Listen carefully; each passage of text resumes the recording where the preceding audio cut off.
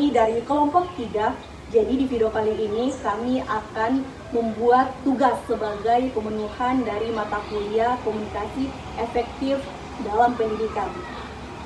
Jadi di kelompok kami membahas tentang materi pentingnya mendengarkan aktif.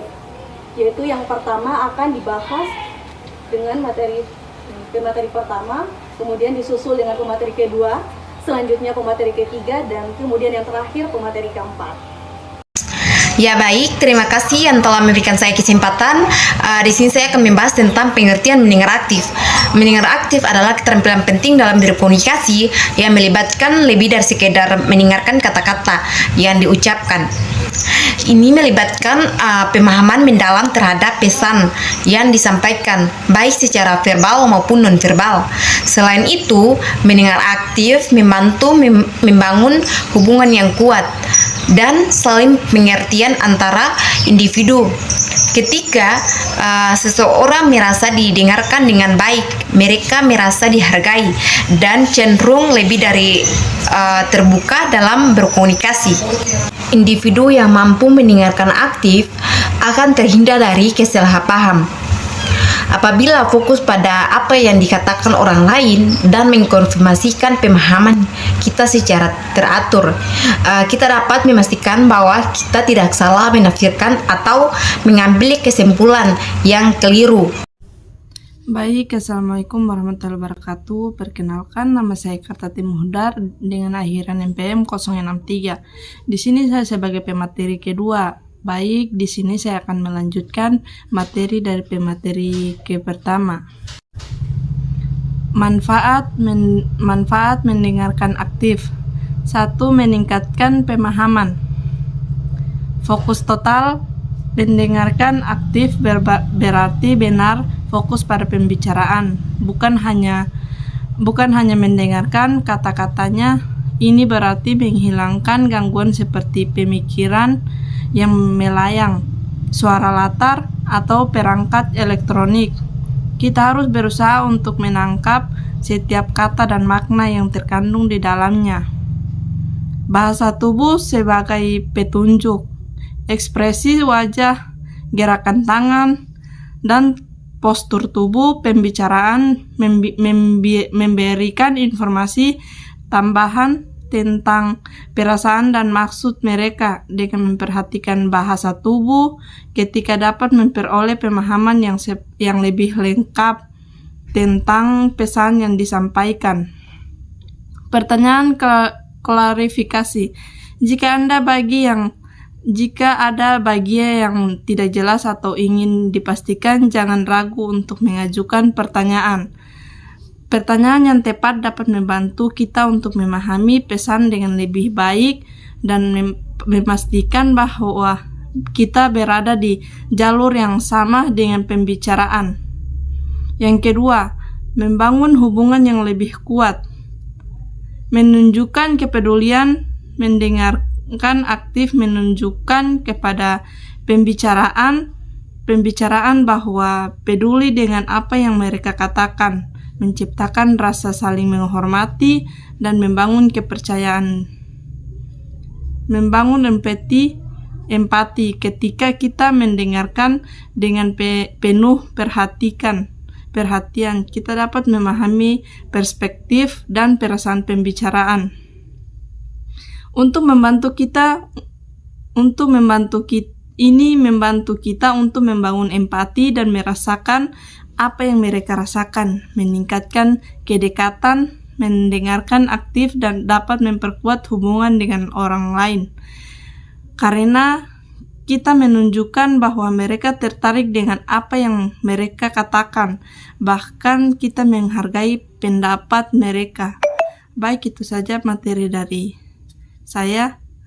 Assalamualaikum warahmatullahi wabarakatuh. Assalamualaikum warahmatullahi wabarakatuh. Baik, saya di sini ingin melanjutkan materi kami, yaitu manfaat mendengar aktif. 3. Mencegah kesalahpahaman. Jadi, mencegah kesalahpahaman di sini tuh terbagi menjadi 3. Yang pertama, memahami makna tersirat. Mendengar aktif memungkinkan kita untuk memahami makna tersirat dalam pesan yang disampaikan. Ini berarti kita tidak hanya fokus pada kata-kata yang diucapkan, tetapi juga pada nada suara, ekspresi wajah, dan konteks pembicaraan. Yang kedua, menghindari interupsi. Interupsi dapat menyebabkan kesalahpahaman yang konflik. Mendengarkan aktif berarti menahan diri dari interupsi dan memberikan kesempatan kepada pembicara untuk menyelesaikan pikiran mereka. Yang ketiga, mencari klarifikasi. Jika ada bagian yang tidak jelas, jangan ragu untuk meminta klarifikasi. Ini membantu memastikan bahwa kita memahami pesan dengan benar dan menghindari kesalahpahaman. Yang keempat itu meningkatkan kemampuan berkomunikasi. Meningkatkan kemampuan berkomunikasi di sini terbagi menjadi 3. Yang pertama, menjadi komunikator yang lebih baik. Mendengarkan aktif membantu kita untuk memahami pesan yang lebih baik, sehingga kita dapat memberikan tanggapan yang lebih tepat dan efektif. Ini membuat kita menjadi komunikator yang lebih baik, baik dalam hubungan pribadi maupun profesional. Yang kedua, meningkatkan kemampuan menanggapi. Mendengar aktif membantu kita untuk memahami pesan yang lebih baik, sehingga kita dapat memberikan tanggapan yang lebih tepat dan efektif. Yang ketiga, meningkatkan kemampuan berkolaborasi. Mendengarkan aktif membantu kita untuk memahami sudut pandang orang lain, sehingga kita dapat bekerja sama dengan lebih baik, lebih efektif dalam tim. Baik, itu saja yang bisa saya sampaikan. Kurang dan lebihnya saya mohon maaf. Wabillahi taufiq wal hidayah. Wassalamualaikum warahmatullahi wabarakatuh.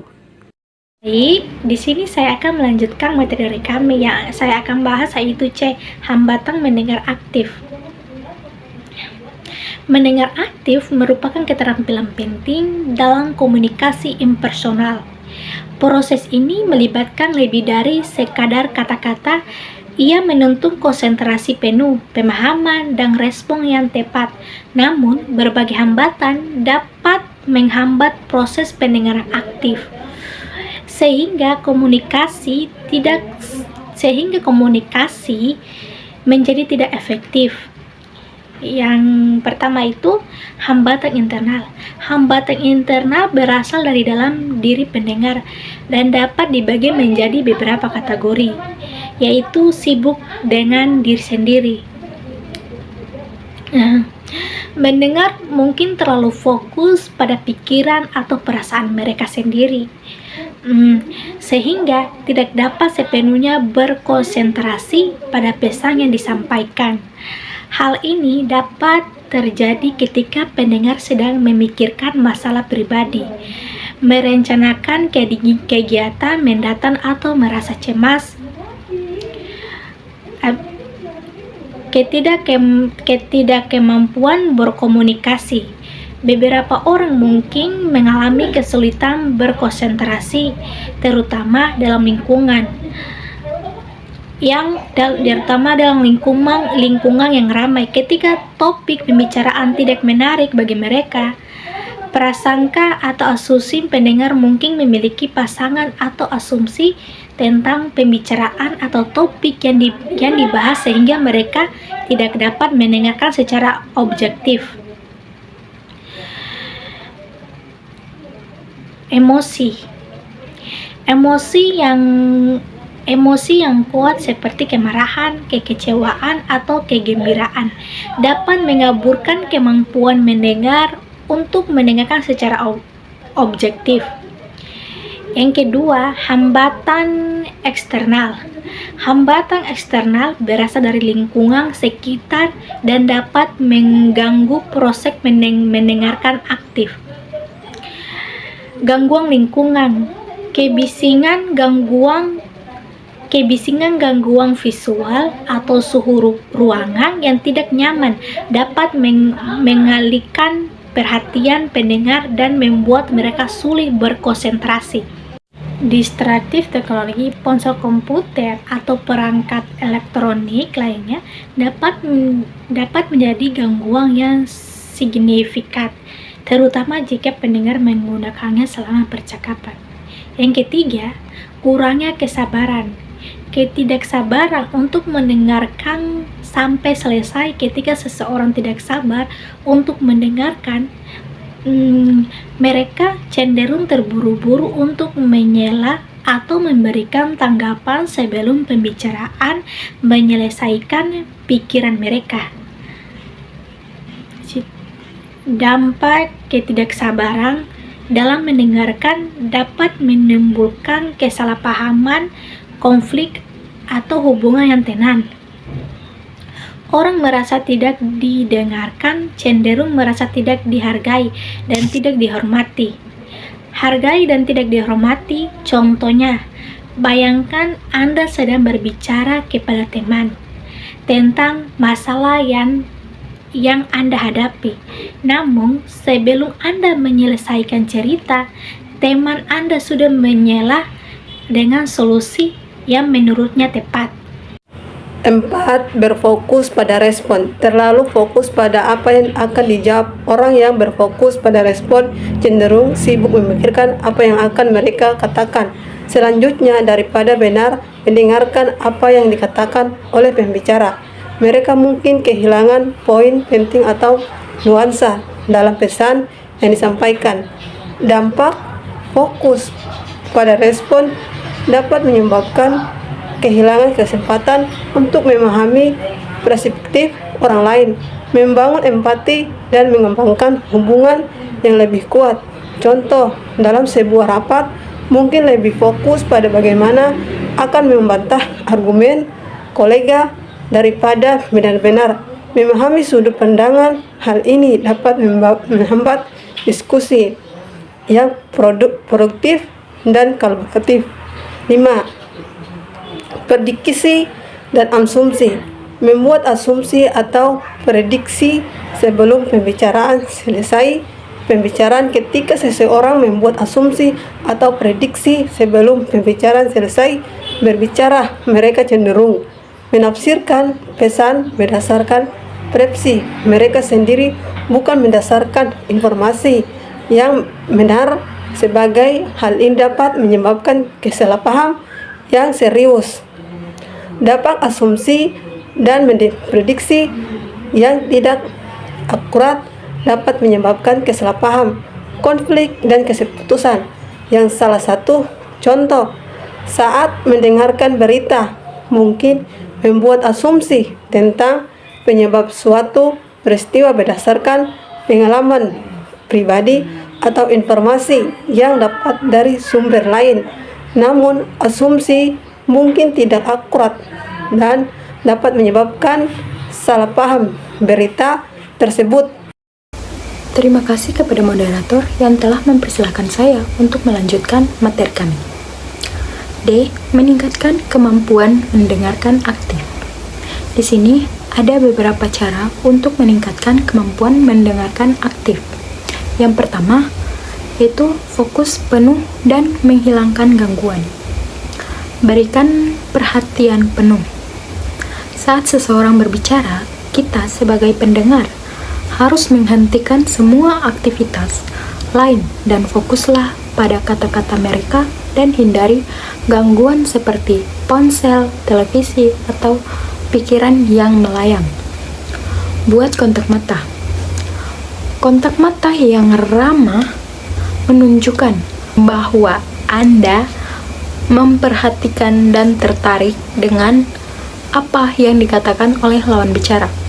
Hindari gangguan. Cari lingkungan yang tenang dan bebas dari gangguan yang dapat menghilangkan perhatian Anda. Yang kedua yaitu berlatih empati dan pemahaman. Tunjukkan empati. Cobalah untuk memahami perspektif lawan bicara dan bagaimana perasaan mereka. Bayangkan diri Anda berada di posisi mereka dan rasakan apa yang mereka rasakan. Ajukan pertanyaan. Pertanyaan membantu Anda untuk memahami lebih dalam apa yang dikatakan lawan bicara dan menunjukkan bahwa Anda tertarik dengan apa yang mereka sampaikan. Hindari interupsi. biarkan lawan bicara menyelesaikan kalimat mereka sebelum Anda merespon. Menginterupsi menunjukkan kurangnya rasa hormat dan dapat menghambat aliran komunikasi. Yang ketiga, memberikan respon yang tepat. Parafrasekan, ulangi kembali apa yang Anda pahami dari kata-kata lawan bicara dengan kalimat Anda sendiri. Ini dapat membantu memastikan bahwa Anda memahami pesan mereka dengan benar. Berikan umpan balik, verbal dan nonverbal. Kita menggunakan bahasa tubuh dan ekspresi wajah untuk menunjukkan bahwa Anda mendengarkan dan memahami. Contohnya, mengangguk, tersenyum, dan membuat kontak mata. Hindari penilaian. Bersikaplah terbuka dan menghakimi terhadap apa yang dikatakan lawan bicara.